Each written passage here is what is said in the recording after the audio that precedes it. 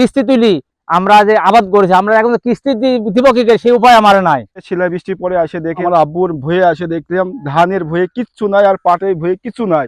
আমার দেখে একদম মাথা নষ্ট। প্রতি বিঘায় ৩০-৩৫ মণ ধান যেখানে হয় সেখানে শুধু লাড়া আর লাড়া, ধানের শীষ বলতে নাই। ধান পাট এখন আমরা সরকারের কাছে আবেদন জানালে আমরা কিছু সরকার থেকে যেন পাই।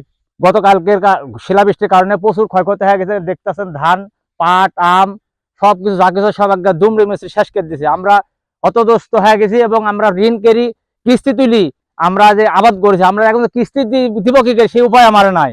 আমরা নির্বাহী সরকারের কাছে আবেদন জানাই, অতি আবেদন জানাচ্ছি যেন অবশ্যই সরকার আমার পাশে থাকে এবং আমাদের কিছু দিলেও আমরা ক্ষতিগ্রস্ত কাটিয়ে উঠবো, এটুকু আমার চাওয়া। কালকে হঠাৎ আধা ঘন্টা কিংবা 20 মিনিট প্রচুর পরিমাণ শিলাবৃষ্টি হয়েছে। শিলাবৃষ্টি পরে আসে দেখে আমার আব্বুর ভয়ে আসে দেখলাম ধানের ভয়ে কিচ্ছু নাই আর পাটের ভয়ে কিছু নাই। আমার দেখে একদম মাথা নষ্ট। কি করব, আমার বাপের 5-6 বিঘে আপনার ধান আছে, দেখে আমার কান্না পেয়ে যাচ্ছে। আমি আর কিছু বলার নাই। আমাদের গতকালকে শিলাবৃষ্টিতে অনেক ক্ষয়ক্ষতি হয়ে গেছে। 100টা ধানের মধ্যে মোটামুটিভাবে 20টা ধান আছে, 80টা ধানে পড়ে গেছে। তারপরে পাটের ক্ষতি হয়েছে, আমের ক্ষতি হয়েছে। এই ক্ষতি কারণের জন্য হাজার হাজার বিঘা ধান নষ্ট হয়ে গেছে। এই যে সাধারণত কৃষক এরা ক্ষতিগ্রস্ত। কৃষি অফিস থেকে লোক আসছিল, কৃষি উপকার সহকারী এসে দেখে গেছে।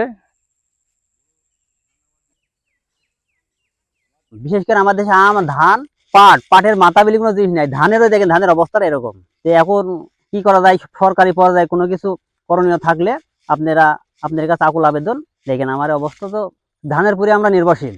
কৃষির উপর নির্ভরশীল আমরা।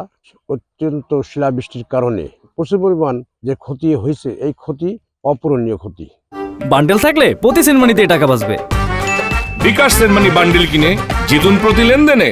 কৃষকেরা ঋণ দেনা করে বিভিন্নভাবে আবাদ করার পরেও তাদের ফসল বাড়ি তুলতে পারবে না। প্রতি বিঘায় ৩০-৩৫ মণ ধান যেখানে হয় সেখানে শুধু লাড়া আর লাড়া, ধানের শীষ বলতে নাই। এই শিলাবৃষ্টি যে ক্ষতি হয়েছে এই ক্ষতিপূরণ নাই। আমরা বর্তমান সরকারের কাছে আকুল আবেদন করছি, আমরা যেন অন্তপক্ষে এই কৃষকেরা খায় পরি বাঁচার মতন ব্যবস্থা যেন হয়।